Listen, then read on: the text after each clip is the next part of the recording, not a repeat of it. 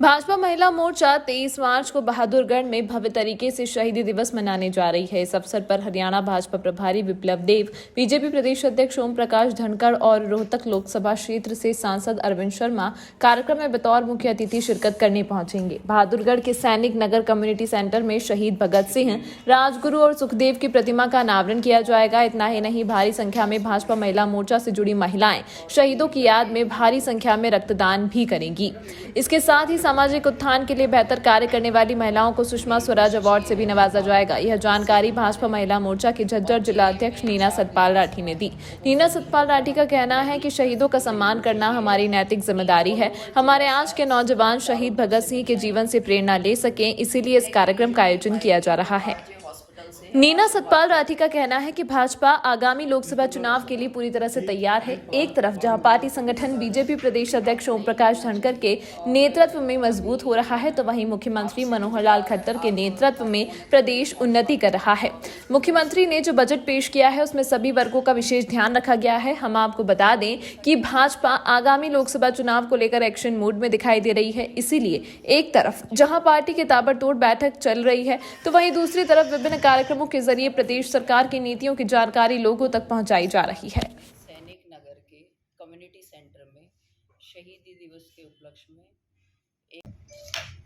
इस बार हमने सैनिक नगर के कम्युनिटी सेंटर में शहीदी दिवस के उपलक्ष्य में एक कार्यक्रम रखा है, जिसमें सभी रक्तदान करेंगे।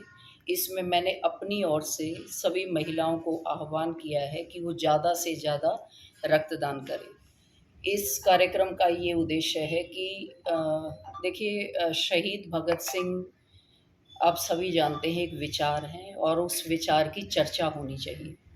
तो हमारा उद्देश्य ये है कि वो केवल एक दिन का कार्यक्रम ना होकर यूथ आइकॉन है, तो वो चर्चा में शामिल हो, हमारी रोज़ की चर्चा में शामिल हो। राष्ट्रवाद की चरम उन्होंने प्राप्त किया।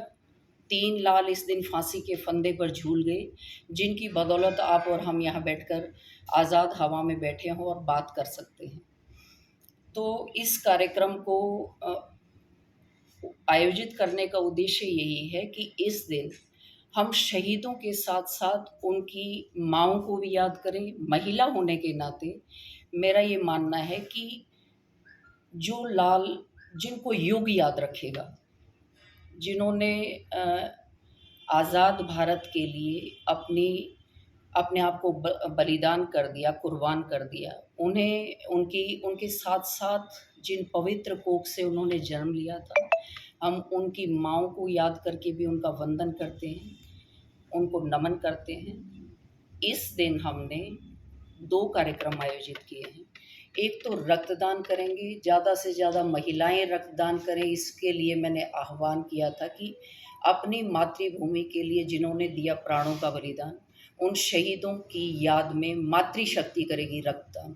लेकिन इसका मतलब ये नहीं है कि केवल महिलाएं उसमें रक्तदान करें।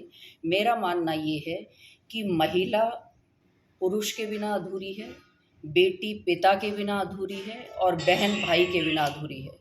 तो इसमें सभी को मैं अपनी ओर से आह्वान करती हूँ कि रक्त की एक बूंद भी आपकी किसी के जीवन को बचा पाई, तो ये सबसे बड़ा दान है, महादान है। और इस महायज्ञ में सभी अपनी आहुति दें, रक्तदान ज़्यादा से ज़्यादा करें, यही हमारा उद्देश्य है। और इसमें शामिल होने के लिए हमारे हरियाणा प्रदेश के प्रभारी विप्लव कुमार देव जी, जो त्रिपुरा से सीएम रहे हैं, राज्यसभा सांसद हैं और हरियाणा के प्रभारी हैं, वो आएंगे। साथ में हमारे यशस्वी अध्यक्ष माननीय ओम प्रकाश धनखड़ जी आएंगे। हमारे बहुत ही कर्मठ और बहुत ही तेज तर्रार वक्ता एमपी अरविंद शर्मा जी, जो रोहतक से हमारे सांसद हैं, वो आएंगे।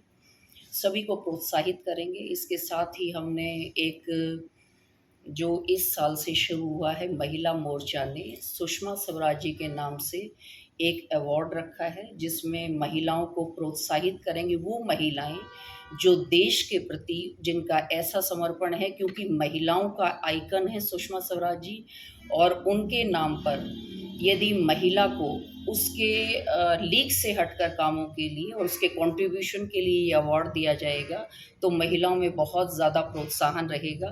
तो हमने ये एक अवार्ड का कार्यक्रम भी रखा है। यह पार्टी संगठन का कार्यक्रम है, चूँकि 23 मार्च को प्रदेश भर में इस तरह के कार्यक्रम आयोजित करने का एक प्रोफार्मा या एक कहें कायदा उन्होंने तय किया अध्यक्ष जी, क्या उसी जी, ये ज़िले का कार्यक्रम है, लेकिन इसके साथ मेरी अपनी एक भावना जुड़ी रहती है हमेशा। जैसा कि मैं हर साल हमारी कोशिश ये रहती है, हमने पहले नेताजी सुभाष चंद्र बोस की प्रतिमा का भी अनावरण करवाया था माननीय प्रदेश अध्यक्ष जी से। और इस बार भगत सिंह, राजगुरु और सुखदेव तीनों की प्रतिमा का सबसे पहले अनावरण के साथ इसका आरंभ किया जाएगा।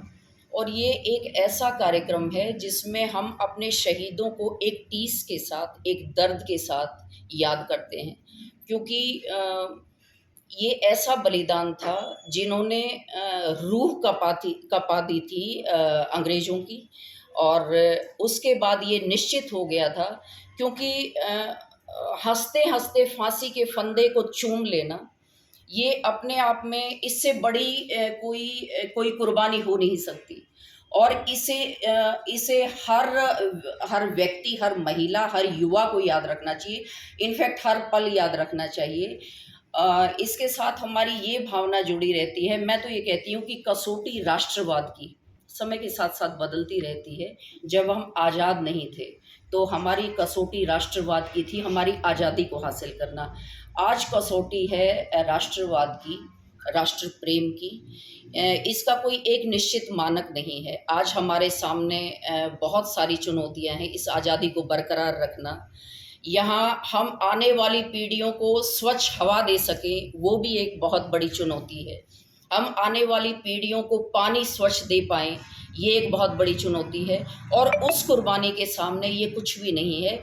मैं ये आह्वान करूँगी आपके माध्यम से सभी को कि अपनी ओर से ये योगदान, मातृभूमि के लिए सबसे बड़ी कुर्बानी क्या हो सकती है जो हमें आज़ादी के दीवाने दिखा गए, उसके बाद तो हमें उसे बरकरार रखना है। और पर्यावरण को स्वच्छता को, पर्यावरण को बनाए रखना, प्रकृति को बनाए रखना, पेड़ पौधे होंगे नहीं तो स्वच्छ हवा नहीं होगी। इस तरह की जल का जो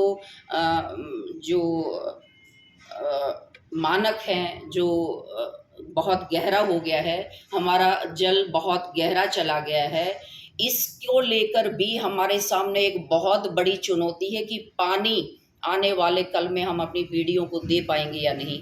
तो कहने का मतलब ये है कि ऐसे कार्यक्रमों का उद्देश्य ये होता है कि उससे सभी लोगों को प्रोत्साहन मिले और एक भावना जुड़े।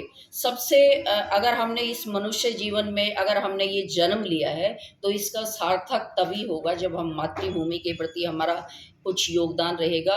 सभी व्यक्ति अपने-अपने रूप से अलग-अलग तरीके से योगदान कर सकते हैं और सभी को करना भी चाहिए। और शहीद भगत सिंह, एक बार फिर से कहूँगी कि एक विचार है जिसकी चर्चा निरंतर होनी चाहिए।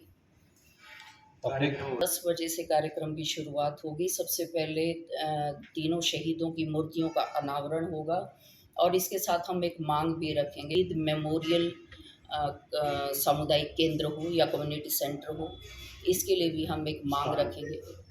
बहनों को सम्मानित किया जाएगा।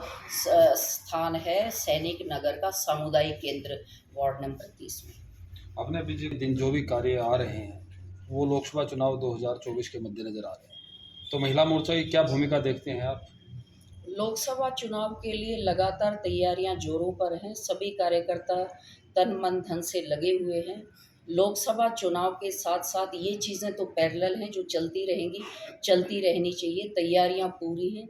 संगठन माननीय ओम प्रकाश धनखड़ जी के नेतृत्व में हर कार्यकर्ता अपना तन मन धन से लगा हुआ है, निरंतर लोगों के बीच में है और लोगों के मानवीय मूल्यों के साथ लेकर काम कर रहे हैं। धन्यवाद। थैंक यू, आप सभी का बहुत बहुत धन्यवाद।